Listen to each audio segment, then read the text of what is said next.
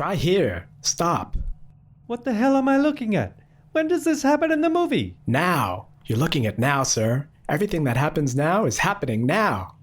What happened to then? We passed then. When? Just now. We're looking at now. Go back to then. When? Now. Now.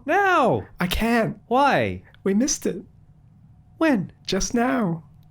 When will then be now? Soon.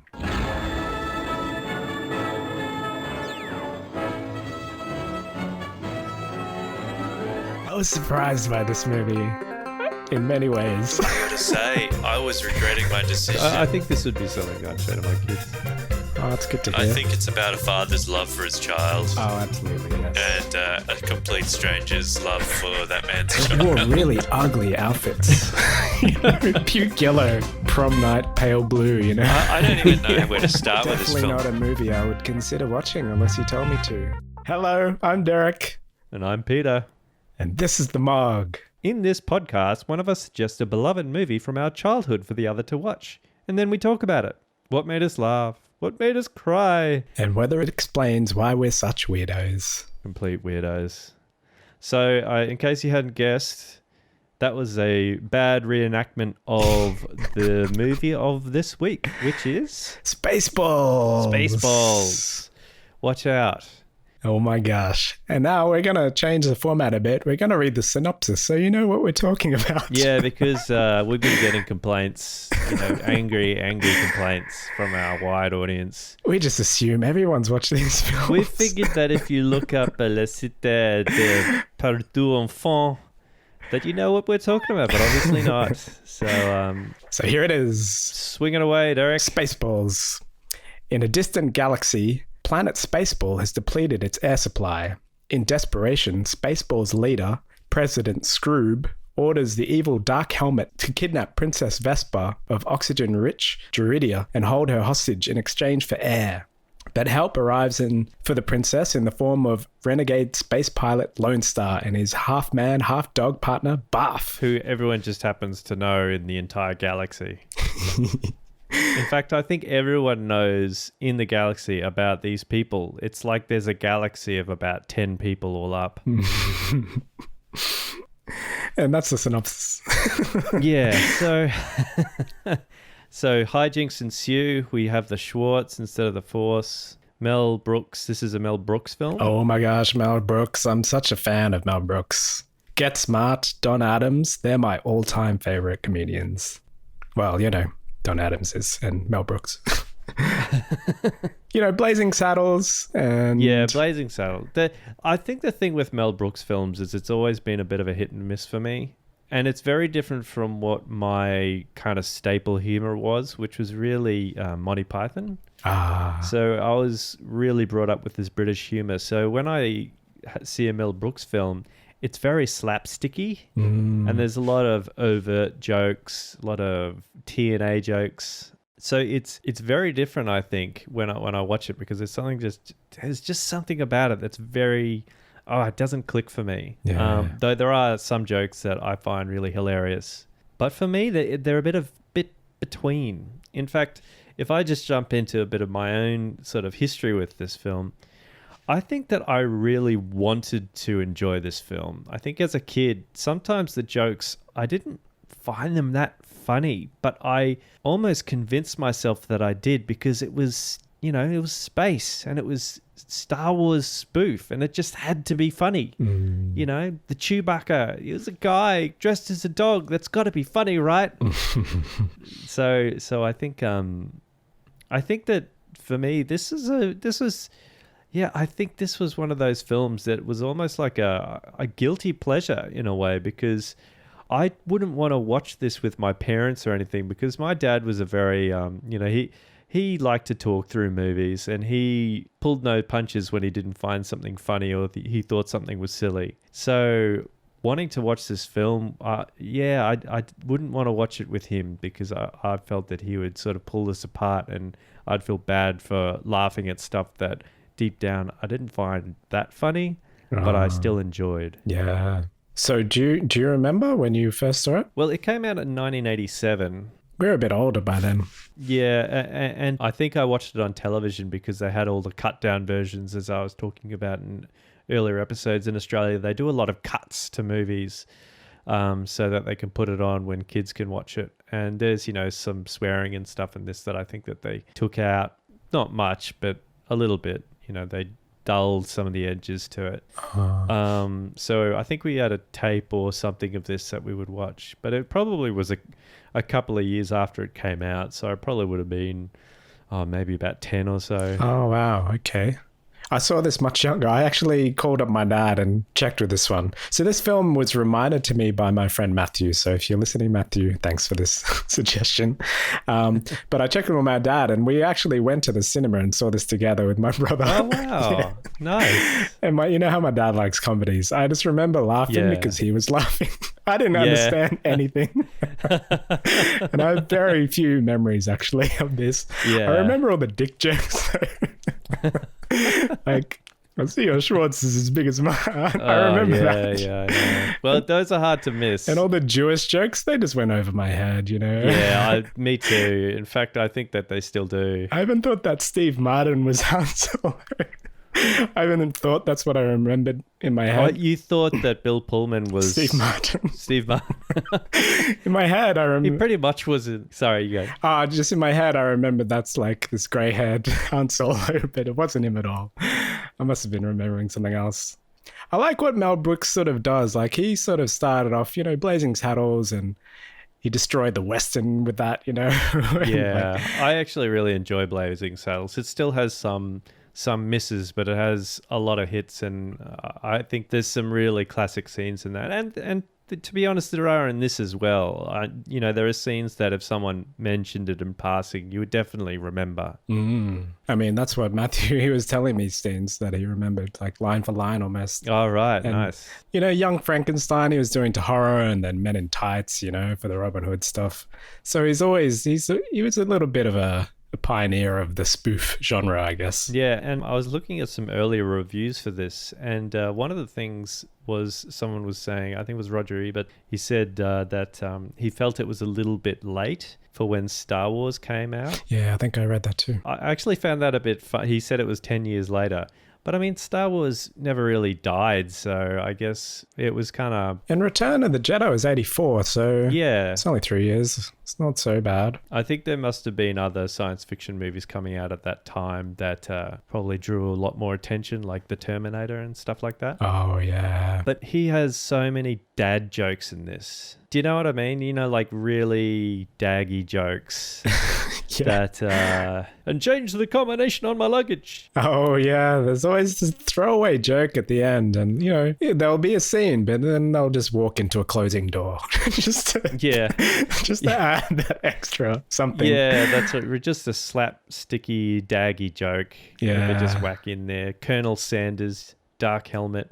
And Dark Helmet's dressed up in his little tie and short shorts and tights. On the surface, you don't really notice. But if you actually look at his uniform, it's the most ridiculous thing you've ever seen. Yeah, I'm a little bit lost in this one. It's just so many little... it's just like a mess of comedy, really. There's so much going on. Did you enjoy watching it again? I would have to say I did also, like, you remember it being funnier. I guess because I was watching it with my dad and he was laughing at all the balls jokes. Yeah. All of that stuff. But now I just watched it alone late at night and taking notes, and it takes away from it a little bit. But there were some parts that I laughed out loud. Like, there's this one bit, and apparently this was all improvised, but Rick Moranis, he was so great in this film, I have to say. I love him in Ghostbusters. And he's like a dweeb, but he's just genuinely just seems like a nice person, even if he's playing a evil bad guy. Yeah, and he's a really great comedic actor, and he's got voice talent too, because like he's just playing with these little figurines. Oh yeah, that's right. Yeah. And he's acting it out to himself, and he's doing the voices, and like he's playing the part of Barf, and he goes, "Hey, what did you do to my friend? The same thing I'm about to do to you, big boy." Gosh. And it just goes on for 5 minutes. I swear. Yeah, it does go on for a while. And then the door opens and it's like he's been caught doing something really naughty. And he goes, "You didn't see anything, did you?" And he goes, "No, sir. I didn't see you playing with your dolls again." Oh, man. But just the voices and just how he gets into it. It's just one take. Yeah. And I think this film it sort of influenced, like, all that's the start of referential humor, maybe. What do you think about that? Like Simpsons, Family Guy, and I think that Mel Brooks really was a standout for doing a lot of spoofs of westerns and all of that. I think that his humor didn't really change with the times. I think it stayed pretty much steady state. Men in Tights. The jokes were... You could always tell a Mel Brooks joke. Just it can be in one direction and then it's quite funny, or just slightly in the other direction and it just sort of misses its mark. I don't know if that makes sense. I mean, there's some stuff in this that I think as a kid or with other people you would enjoy, like the beginning scene where the ship comes out and it takes forever to go across the screen. Yeah. I laughed at that because it just keeps going and going. Yeah. And then I was thinking, is this the gag? Yeah. But then at the end, it's like, we don't break for nobody. Yeah, that's right. Yeah. The Mel Brooks humor is also like, it's sort of like the salute that he does. Is he flips the bird really angrily, and then he twinkles his fingers and waves. That kind of encompasses it, doesn't it? It's sort of like, I'm really angry, but just to let you know, I'm not quite as angry as you may think I am.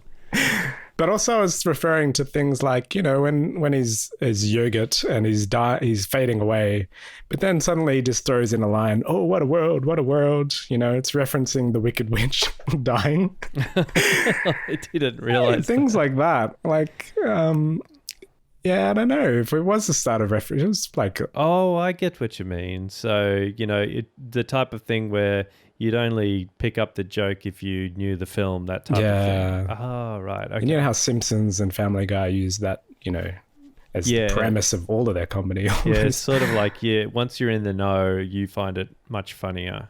Yeah. The inside joke. Well, maybe there's a lot more than I noticed because I didn't pick up a lot of that. There's a lot of also like breaking the fourth wall in this one. Yeah, there is. There's like tons. There's there's the Now skit, which was amazing. I thought that was so hilarious. That is a really good scene. That's one of those you don't really forget. And apologies for brutalizing it earlier. If you include that, you still have the power to cut it. I do, but now that we've mentioned it, I have to cut this as well. I swore. But there's like things like the timpani guy, like where they introduce Mega Maid, and there's a timpani guy standing there.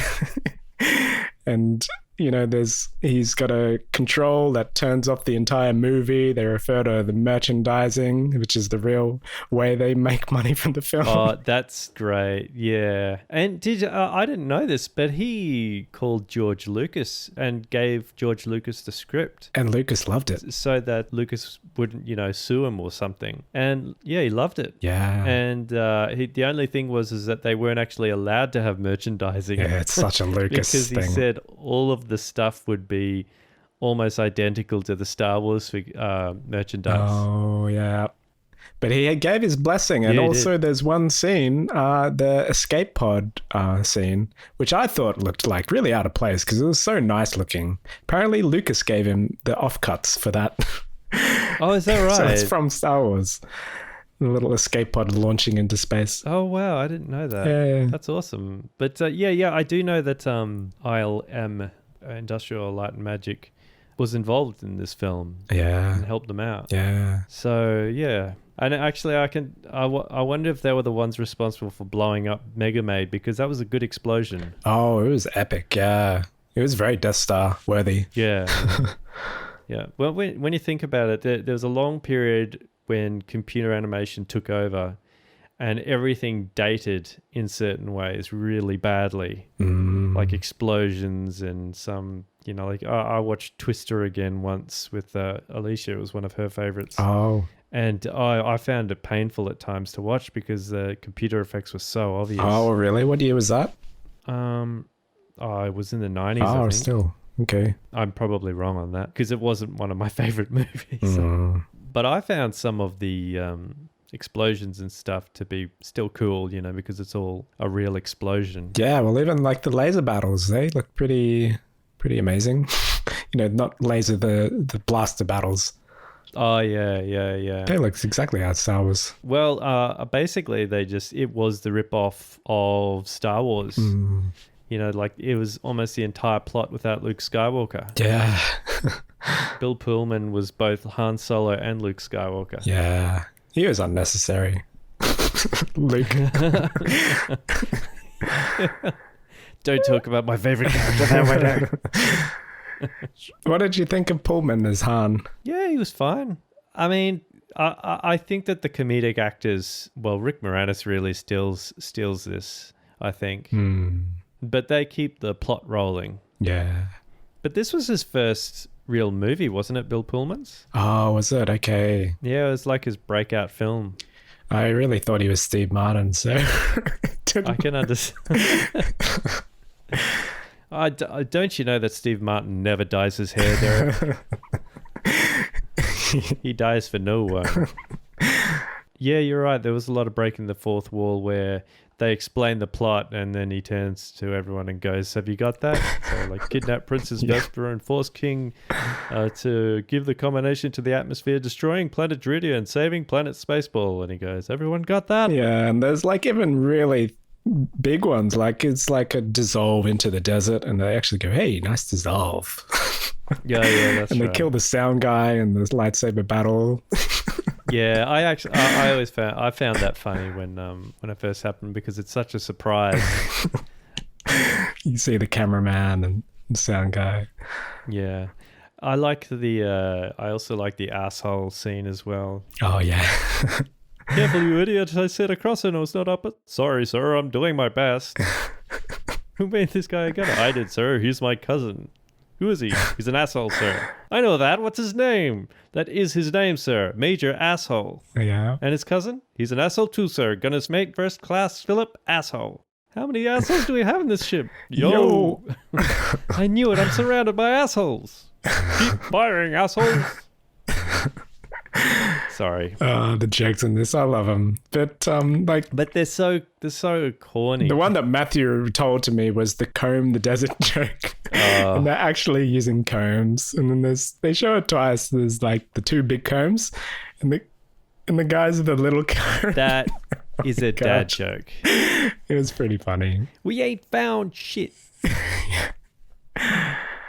But there's Jawas in this. There's little people in this. Yeah, that's I think that's a common thing in all of my movies. It's like that Peter Dinklage is in all of them. It's true.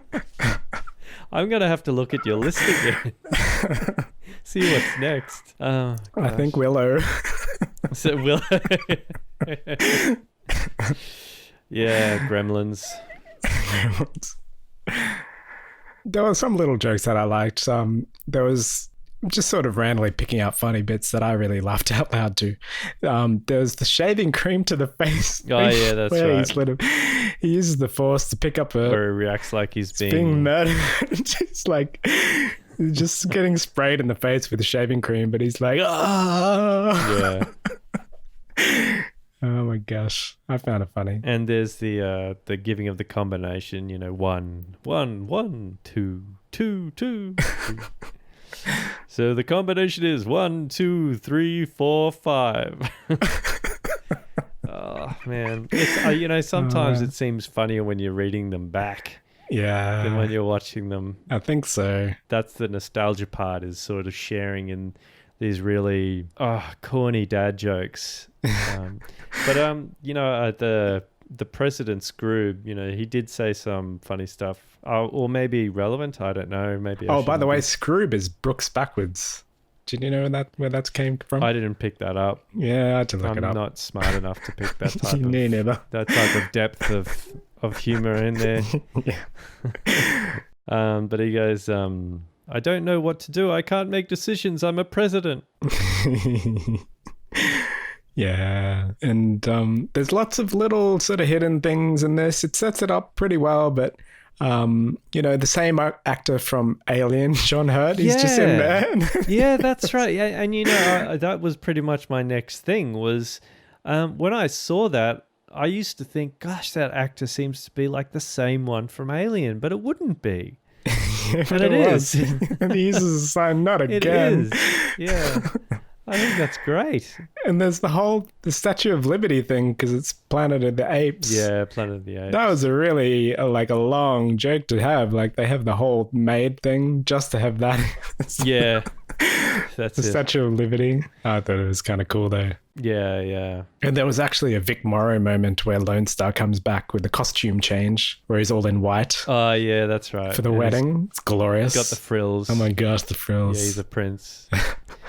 Yeah, it's amazing that there are now only 2 princes in the galaxy. Did you pick up on the Spaceballs song? What would I have picked up on? During the whole, you know how in Mel Brooks films, there's always this massive ending, like no matter what, it's just chaos. And this one is no less because they've got clowns and like there's a bear at one point and they're all trying to escape the self-destructing ship. But that's when the Spaceballs song plays. It's like a theme song with Spaceballs. Yeah, it's the theme song. Yeah. Oh my gosh, I never remembered that. Yeah, it just comes out of nowhere and goes away again.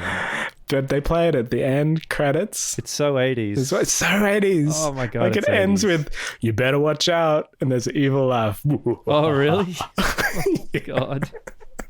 And there's like zapping sounds. Oh gosh. So 80s. So good. Oh, man. But lots going on. Like, thank you for pressing the self-destruct button.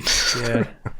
So polite. How do you find all of that? Like watching it again, yeah, it's kind of like, are you laughing at it because it's funny or because it's so bad? By that point, I was actually laughing because it was so late. It was 1 o'clock in the morning. Oh, or God. something. And yeah, just like when the king is like, the air is returned to his planet. And he just says, I'm breathing air. Cracked up.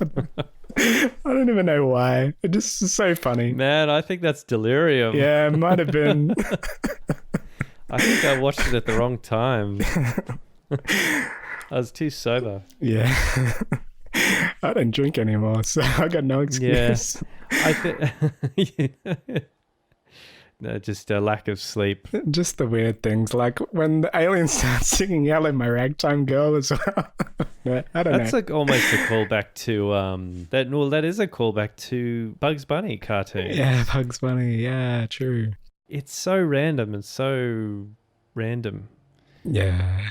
I got to say that when my wife and I were going out, I was always trying to introduce her to movies and stuff that I enjoyed as a kid because she didn't watch those movies. And when we got married, this is only a couple of years ago, I decided, I'm going to get out Spaceballs and we'll watch Spaceballs together. Oh, it was a couple of years. Okay. Yeah, So you had an inkling.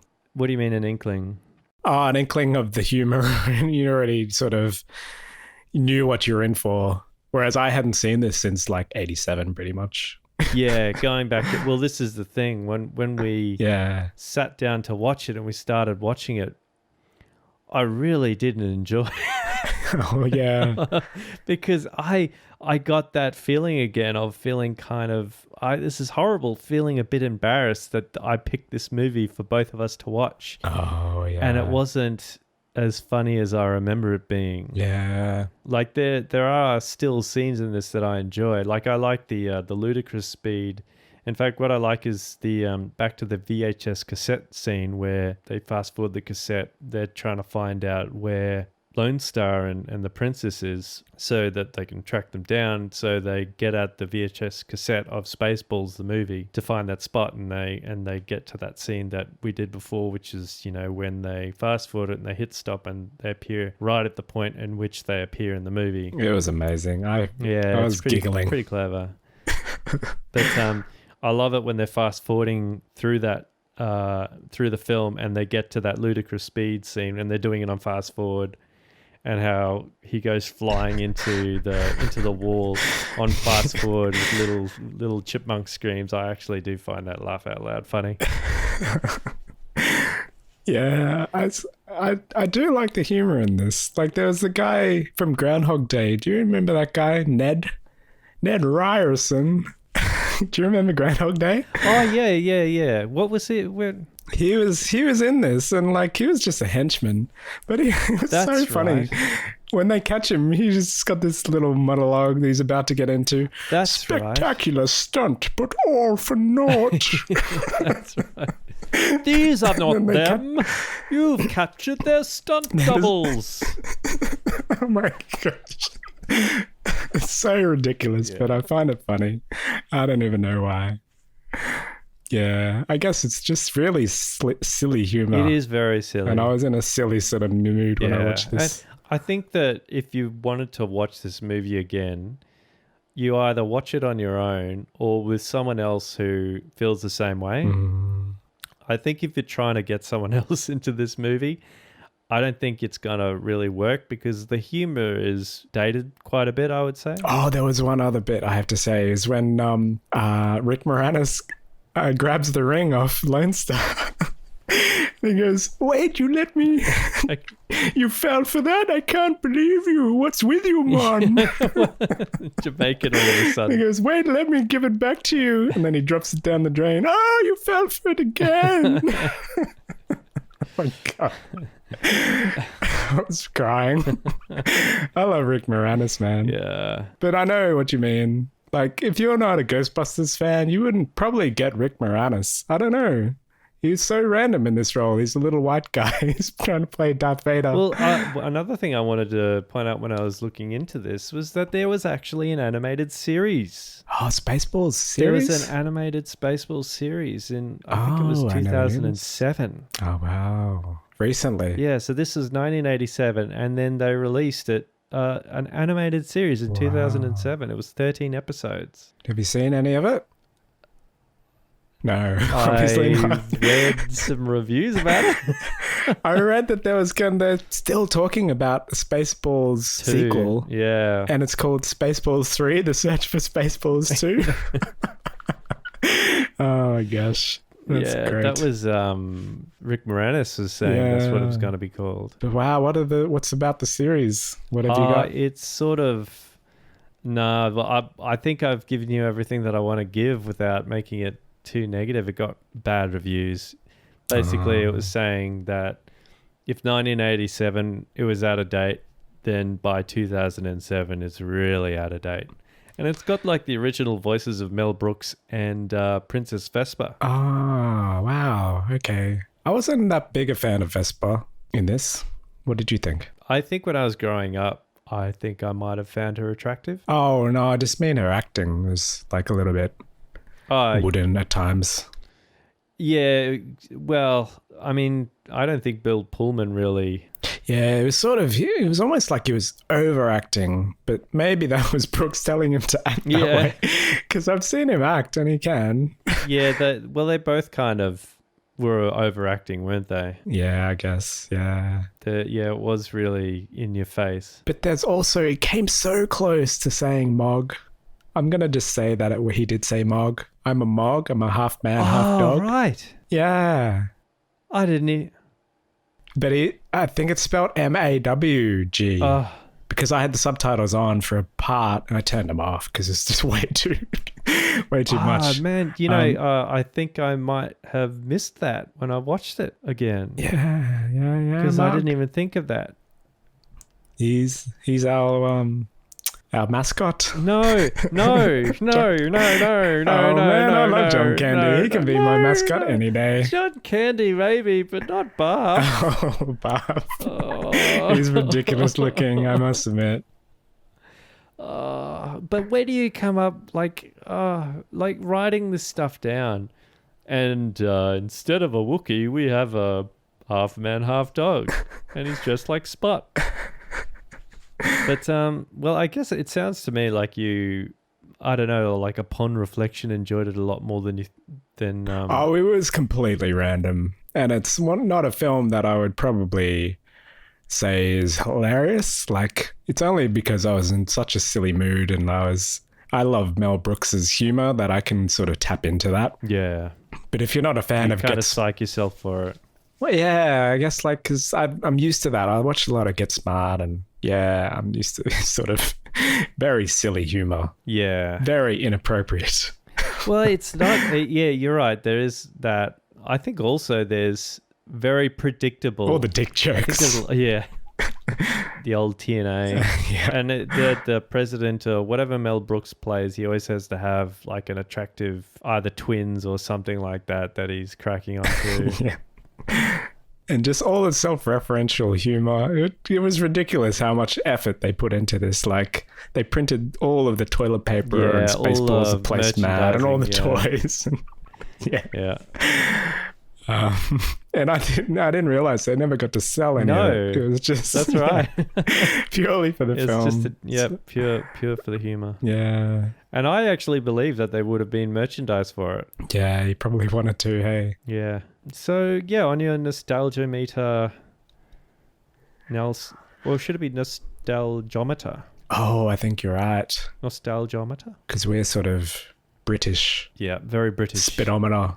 I speak rarely British, mate. See, that was a Mel Brooks joke. Yes, it would be quite high. Because I did see this in the cinema. And I remember laughing at it. I remember, like, not much from this. But I remember laughing at it. So, yeah. So it has been a long time since you've seen this film. 87. I have not seen it since then. Wow. I've had people tell me, like, their skits. Yeah. But I haven't rewatched it in full. It is a bit like Monty Python where people actually are repeating the skits back to you. Yeah. And they're laughing along and you sort of get swept up in that. And yeah. And I'm finding that I know the script to some of those scenes, those classic scenes.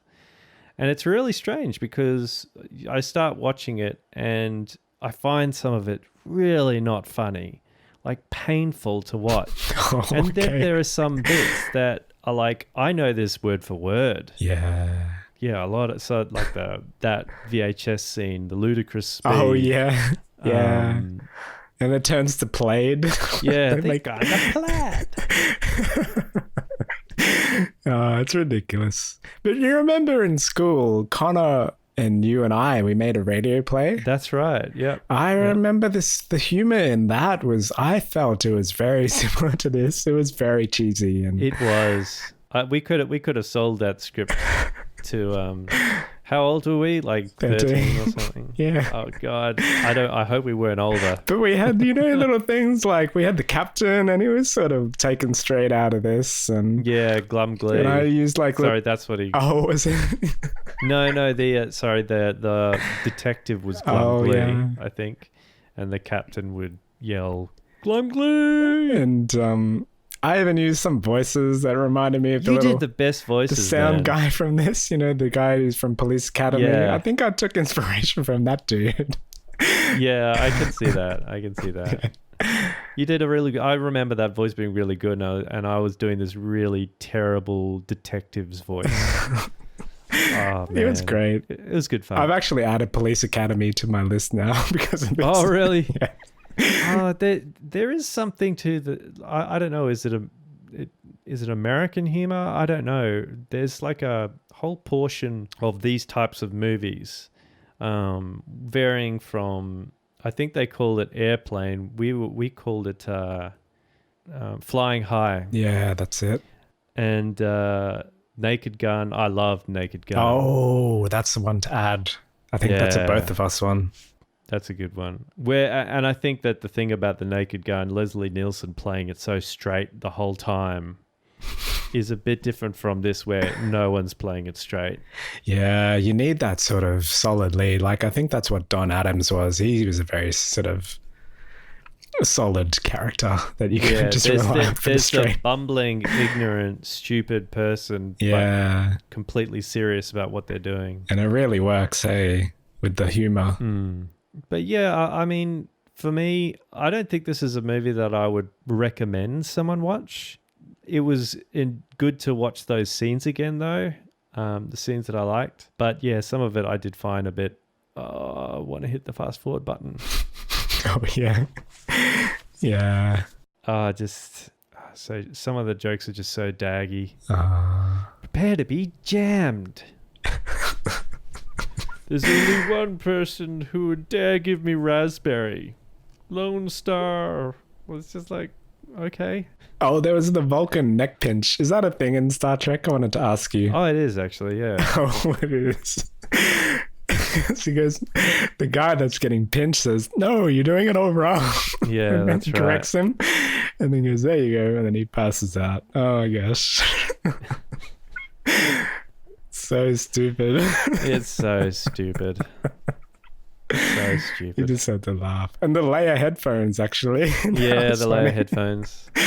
She's just got the, the classic Leia hair thing Yeah. over her ears, and then she pulls off these headphones.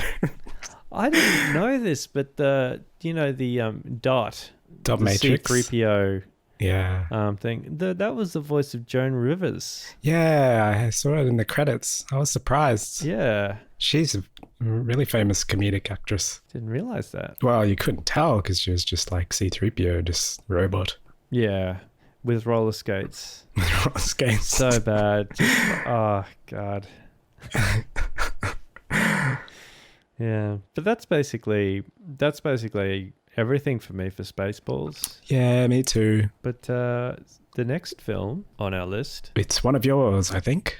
War of the Worlds. yeah, And I've not ever seen it. yeah, I'm looking forward to having another review of this one, War of the Worlds. I haven't watched it for quite a long time, and this is the 1953 version, so it doesn't star Tom Cruise, thank God. Oh, I didn't mind that one. I haven't seen the original though, so Yeah, well, different eras.